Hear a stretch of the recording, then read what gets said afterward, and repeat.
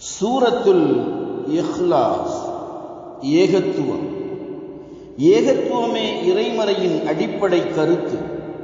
அதை திருக்குர்ஆன் திருவசனங்களில் பரவலாக காண முடியும். ஓரிரை கொள்கைக்கு முரண்பட்ட போக்கு கடுமையாக சாடப்பட்டு எச்சரிக்கப்பட்டுள்ளது.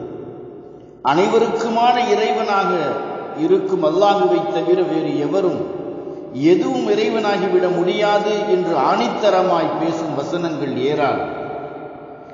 இந்த இஹ்லாஸ் கலப்பற்ற தூய ஏகத்துவம் ஓர் அற்புதமான அத்தியாயமாகும். இதை அண்ணலம் பெருமானார் ஸல்லல்லாஹு அலைஹி வஸல்லம் அவர்கள் அல் குர்ஆனின் 1/3 பங்குக்கு சமமான அத்தியாயம் என்று சிறப்பாக கூறினார்கள். ஆதாரம் புகாரி, முஸ்லிம். தூதரே, உமது இறைவன் யார், அவனது தன்மை என்ன என்று அன்று எழுப்பப்பட்ட வினாவிற்கான விடை இதில் இருக்கின்றது. இஸ்லாத்தில் கடவுள் கோட்பாடு தெள்ளத் தெளிவாய் கூறப்பட்டுள்ளது மட்டுமல்லாது, கற்பனை பொய்மை தெய்வச் சிலை வணக்கக்காரர்கள் யூத கிறிஸ்தவர்களின் பிழையான கடவுள் கொள்கையை தகர்த்து விடுகிறது. கடவுள் ஒருவன் தான் என்று கூறி கற்பனை பொய்மை பல தெய்வ கொள்கைகளை முறிக்கிறது. இறைவன் எந்த தேவையும் இல்லாதவன், பெற்றோர் பிள்ளைகள் இல்லாதவன் என்றெல்லாம் கூறி சத்திய உண்மையை நிலைநிறுத்துகிறது.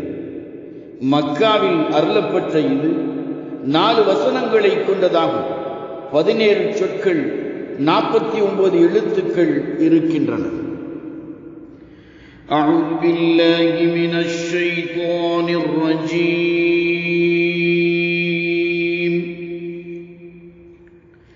بسم الله الرحمن الرحيم. விரட்டப்பட்ட ஷைத்தானிடமிருந்து பாதுகாப்பு தேடுகிறேன் இறைவா. எல்லையில்லா பேரருளும் ஏற்றமிகு பேரன்பும் நிறையேக இறைவன் அல்லாஹுவின் 7 திரு பெயர் போற்றி தொடங்குகிறேன். قُلْ هُوَ اللَّهُ أَحَدٌ. தூதரே, உலகோருக்கு கூறி அறிவிப்பீராக, அகிலம் அனைத்திற்குமான ஒப்பற்ற உண்மையான இறைவனாக இருக்கும் அவனே அல்லாஹ். அவன் ஒருவன். ஆம், உள்ளமையிலும் தன்மையிலும் செயல்களிலும் ஒருவன்தான். எப்படி பார்த்தாலும் அனைத்து நிலையிலும் அவன் தனித்தவன்தான். அல்லாஹு ஸமத்.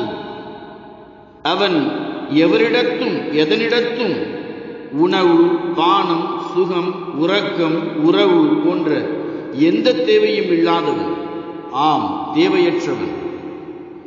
லம் யலித் வலம் யூலத். அவன் யாரையும் பெற்றெடுக்கவில்லை. அவனுக்கு மனைவியோ குமாரனோ குமாரத்தியோ என்று யாரும் இல்லை. ஈசாவோ உசைரோ இறை மகன்கள் அல்லர். வானவர்கள் இறைவனின் மக்களும் அல்லர். அவன் எவராலும் பெற்றெடுக்கப்பட்டவனும் அல்லன். ஆம், தந்தை, தாய், பெற்றோர் என்று அவனுக்கு யாரும் இல்லை. وَلَمْ يَكُنْ لَهُ كُفُوًا أَحَدٌ. அவனுக்கு நிகரான இறைவனாக, கடவுளாக, தெய்வமாக ஒருவரும் இல்லை. ஆம், எவரும் எதுவும் அவனுக்கு சமமாகிவிட முடியாது. அவனே சர்வ சக்தி உள்ளவனாக இருக்கின்றான். பிரபஞ்சத்தின் சகல ஆளுமை, அதிகாரம், சூரியன், சந்திரன், கோள்களின் சுழற்சி, மேகம், மழை, இடி, மின்னல் எல்லாமும் அவனது அதிகாரத்திற்குள் தான் இருக்கின்றது. அவனே இப்பேரண்டத்தின் ஒரே இறைவன், ஒப்பற்ற பரம்பொருள். கடவுள், இறைவன், தெய்வம், பரம்பொருள், தேவன், மெய்ப்பொருள், கர்த்தன் என்றெல்லாம் அழைக்கப்பட முழுமையான தகுதியுள்ள ஒரே ஒருவன் அவன் மட்டுமே. அவனையன்றி வேறொருவரும் எதுவும் இறைத்துவத்திற்கு தகுதியாகாது. அவனே அனைவரின் ஒரே இறைவன். ஸதகல்லாஹ்